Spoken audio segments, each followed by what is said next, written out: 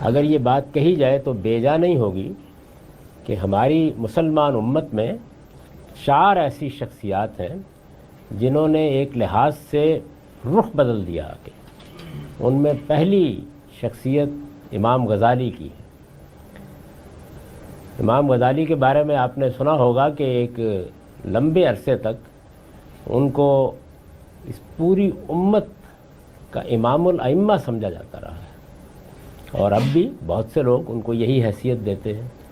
ان کا نام بھی لیا جاتا ہے تو انہیں حجت الاسلام کہا جاتا ہے، گویا وہ اسلام کی زمین پر حجت ہے۔ یہ ہے تو ایک لطیفہ، لیکن اس سے آپ اندازہ کر سکتے ہیں کہ مسلمان امت میں ان کی حیثیت کیا رہی ہے۔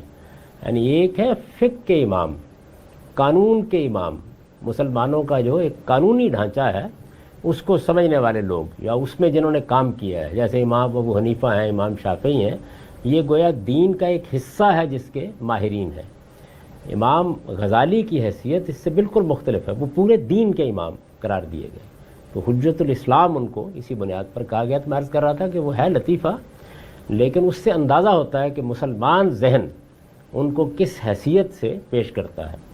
بیان کیا جاتا ہے کہ رسالت بآب صلی اللہ علیہ وسلم جب معراج پر تشریف لے گئے تو وہاں مختلف آسمانوں پر مختلف پیغمبروں سے آپ کی ملاقات ہوئی۔ اس میں جب حضرت موسیٰ سے ملاقات ہوئی تو اپنی طبیعت کے مطابق حضرت موسیٰ نے رسول اللہ صلی اللہ علیہ وسلم سے یہ کہا کہ پہلے تو آپ مجھے یہ بتائیے، الیکس ویک تو ہو گئی، کہ یہ جو آپ نے فرمایا ہے کہ علماء امتی کا انبیاء بنی اسرائیل، کہ میری امت کے علماء تو بنی اسرائیل کے نبیوں کی طرح ہیں، تو یہ کیا بات فرما دیا آپ نے؟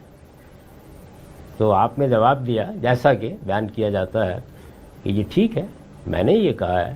تو انہوں نے کہا کہ پھر کوئی اپنا عالم ذرا پیش کیجئے اپنی امت میں سے، ہم بھی دیکھیں، یہ اتنی بڑی بات آپ نے کہہ دی۔ تو پوری امت میں سے جس شخصیت کا انتخاب کیا گیا وہ امام غزالی تھے، حجت الاسلام امام غزالی۔ اور پھر بڑا دلچسپ مکالمہ بھی لوگ بیان کرتے تھے کہ حضرت موسیٰ نے ان سے پوچھا کہ آپ کا اس میں گرامی، تو انہوں نے کہا کہ محمد بن احمد، اور پورا کا پورا شجرہ نسب بیان کر کے انہوں نے کہا الغزالی۔ انہوں نے کہا میں نے آپ کا نام پوچھا تھا، یہ آپ نے اتنی تفصیل کیوں کر دی؟ انہوں نے کہا اللہ تعالیٰ نے آپ سے بھی اتنا ہی پوچھا تھا کہ آپ کے ہاتھ میں کیا ہے، آپ نے اس کے بعد اتنی تفصیل کیوں کی تھی؟ آپ نے بتایا تھا یہ میرے ہاتھ میں ایسا ہے، میں اس سے بکریوں کے یہ پتے جھاڑتا ہوں، میں اس سے سہارا لیتا ہوں، میں یہ کرتا ہوں وہ کرتا ہوں۔ حضرت موسیٰ نے کہا کہ جی ٹھیک ہے، یہ انبیاء بنی اسرائیل کے برابری کی شخصیت ہے۔ یہ ہے لطیفہ، اس کو کوئی واقعہ مت سمجھیے، لیکن اس سے اس ذہن کا اندازہ کر سکتے ہیں جو صدیوں تک مسلمان امت کا رہا ہے۔ تو امام غزالی نے دین کی صوفیانہ تعبیر کی، یعنی انہوں نے یہ کیا کہ جو صوفیانہ مذاہب موجود تھے، ان صوفیانہ مذاہب کی تعلیمات کو یا ان کے طریقے کو، جس کو میں نے کل بھی عرض کیا تھا کہ وہ شریعت، طریقت، حقیقت کے مراحل سے گزرتا ہے، اور ان کا ایک خاص علم کلام بھی ہے، وہ خدا کا بھی ایک تصور رکھتے ہیں، اس کو انہوں نے اپنی کتاب احیاء میں پیش کیا، اور اسی طرح پیش کیا کہ اصل اسلام یہی ہے، یعنی اسلام کا منتہائے کمال یہی ہے۔ اس میں پہلی مرتبہ یہ بات انہوں نے کہی کہ یہ جو سورہ اخلاص میں توحید بیان ہوئی ہے، قل هو اللہ احد اللہ الصمد لم یلد ولم یولد، یہ تو بالکل ابتدائی نوعیت کی چیز ہے، عام لوگوں کی توحید ہے۔ اس سے آگے کے مدارج وہ ہیں جو صوفیہ نے بیان کیے۔ خود بھی ان کی ایک کتاب ہے المنقذ من الضلال، کہ میں گمراہی سے کیسے نکلا، اس کی انہوں نے داستان لکھی ہے، تو اس میں یہی بیان کیا ہے۔ میں نے اس کے اوپر بڑے تفصیلی لیکچرز ایک زمانے میں دیے تھے، اور یہ بتایا تھا کہ یہ پوری تحریک کیا رہی ہے تصوف کی، میرا خیال ہے کہیں ہوں گے اب بھی وہ۔ اس کتاب میں بھی انہوں نے یہی بیان کیا ہے کہ میں بہت لوگوں کے پاس گیا، اپنے زمانے کے جتنے گروہ تھے ان سب سے ملا، بڑی علمی شخصیات سے بھی ملا، لیکن میرا اطمینان نہیں ہوا۔ اطمینان ہوا تو پھر صوفیوں کے ہاں جا کر ہوا، اور پہلے ہی مرحلے میں فرشتے نظر آنے لگ گئے اور ملائے اعلیٰ کی حقیقتیں کھلنا شروع ہو گئیں۔ تو یہی صحیح راستہ ہے دین پر عمل کرنے کا، اور دین کی صحیح تعبیر بھی یہی۔ امام غزالی کی اس تعبیر کو پوری امت مسلمہ میں بتدریج غلبہ حاصل ہوتا چلا گیا، اور یہ کہا جا سکتا ہے کہ اس وقت بھی اگر 1.5 ارب کی تعداد میں مسلمان ہیں تو ان کی ایک بہت غالب اکثریت، یعنی شاید ان میں سے 1 ارب ایسے ہوں گے جو امام غزالی ہی کی تعبیر پر دین کو دیکھتے سمجھتے. یعنی آپ ہندو پاکستان میں دیکھیے کہ تمام دیوبندی، تمام بریلوی اور اہل حدیث کے بھی بہت سے گروہ، تو اصل میں تو زیادہ تر لوگ یہی ہیں. عالم عرب میں بھی کم و بیش نوعیت یہی تھی. یہ تبدیل ہوئی ہے پچھلی صدی میں، اس کا میں ذکر آگے کروں. بالکل اسی طریقے سے دوسری جو بڑی شخصیت ہے وہ ابن تیمیہ کی ہے. یہ جو آپ ایک تعبیر سنتے ہوں گے سلفی نقطہ نظر، صوفی نقطہ نظر اور سلفی نقطہ نظر، تو یہ سلفی نقطہ نظر کے سب سے بڑے امام ابن تیمیہ ہی ہیں، جو اس صدی کا، پچھلی صدی میں جو اس دور کا بڑا انقلاب برپا ہوا وہ عرب میں برپا ہوا. محمد بن عبد الوہاب امام ابن تیمیہ کے معتقدین میں سے تھے. انہی کے نقطہ نظر پر انہوں نے اپنی دعوت برپا کی اور اس دعوت کو کچھ شیوخ کی حمایت حاصل ہو گئی جو قبیلوں کے سردار تھے، اور پھر رعیہ سے وہ تحریک اٹھی جس نے سعودی حکومت قائم کر دی. تو سعودی حکومت آل الشیخ کے اور سعودی خاندان کے مابین ایک معاہدے کے نتیجے میں قائم ہوئی ہے. یعنی اس میں آل الشیخ یا محمد بن عبد الوہاب کے جو اخلاف ہیں ان کا باقاعدہ ایک حصہ ہے. یعنی وہ اس نظم کو چلانے میں ایک کردار رکھتے ہیں اور اس کردار کو وہ خاص طور پر مذہبی معاملات میں حکومت کی نگرانی کے لیے استعمال بھی کرتے ہیں.